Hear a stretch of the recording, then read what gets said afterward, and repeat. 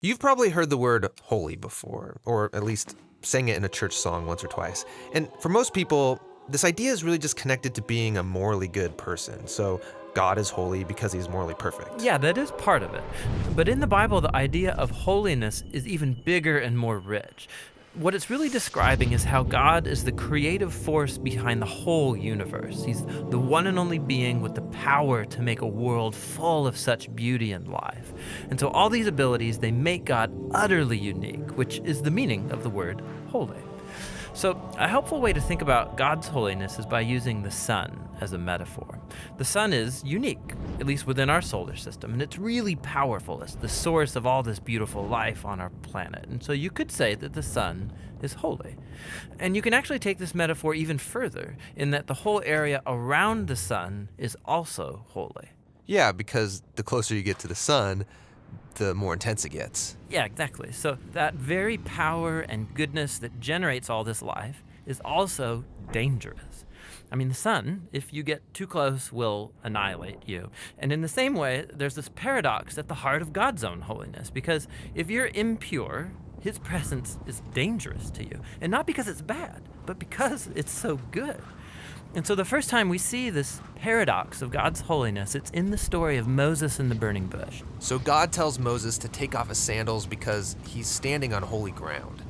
And Moses covers his face in fear, and God says, hey, don't come any closer. It's intense. It's actually that intensity of God's holiness that's explored even more in the stories about Israel's temple, which was the main place where God's holy presence was located. And at the center of the temple was this room called the Most Holy Place, this the hot spot of God's presence.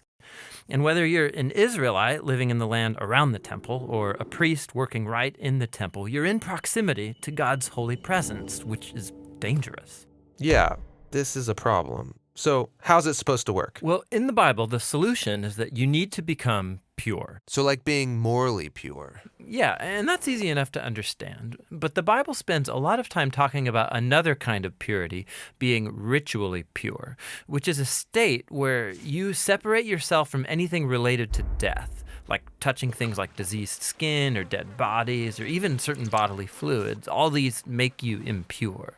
And becoming ritually impure isn't necessarily sinful. What's wrong is waltzing into God's presence when you're in an impure state. And so that's why God gave the Israelites very clear instructions for knowing when they were impure, steps to become pure, so that they could go into the temple again. So that's what the book of Leviticus is about. Right.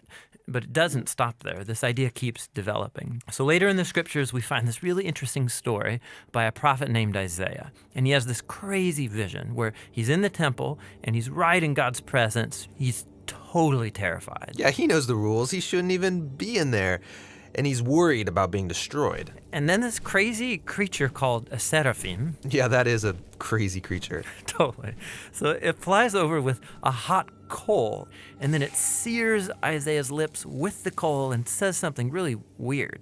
Your guilt is taken away, and your sin is atoned for. So this burning coal somehow makes Isaiah pure. Yeah, it's remarkable because normally if you touch something impure, it transfers its impurity to you. But now here's this new idea where you have this coal, this very holy and pure object, and it touches Isaiah, and it transfers its purity to him. Isaiah is not destroyed by God's holiness. He's transformed by it. I mean, the implications of this are just huge. But there's one more development. This time from another prophet, Ezekiel. And he has this vision where he's standing at the temple and he sees water trickling out from it. And then that water turns into a stream, and then it grows into a deep river that starts flowing through the desert, leaving this trail of green trees behind it. And then it flows into the Dead Sea, making everything fresh and alive. So instead of becoming pure first and then going into the temple, here God's holiness comes out from the temple, making things pure and bringing them to life. What does it all mean? So we don't know until we meet this man, Jesus. And he claims that he's fulfilling all of these ancient visions, but in surprising new ways. So Jesus, he went around touching people who are impure, people with skin diseases, a woman with chronic bleeding, or dead people. And when he touches them, their impurity should transfer over to Jesus, but instead, Jesus' purity transfers to them and actually heals their bodies. Jesus is like that holy coal in Isaiah's vision. Right. And Jesus claimed that he was the human embodiment of God's own holiness, and that he and his followers were now God's temple, so that through them, God's holy presence would go out into the world and bring life and healing and hope. And so this is why Jesus described his followers as having streams of living water flowing out of them. So this is our part of the story where we find ourselves now, but where's this all heading? So the last pages of the Bible end with a final vision about God's holiness. And this time it's by a guy named John. And in his vision, we see the whole world made completely new.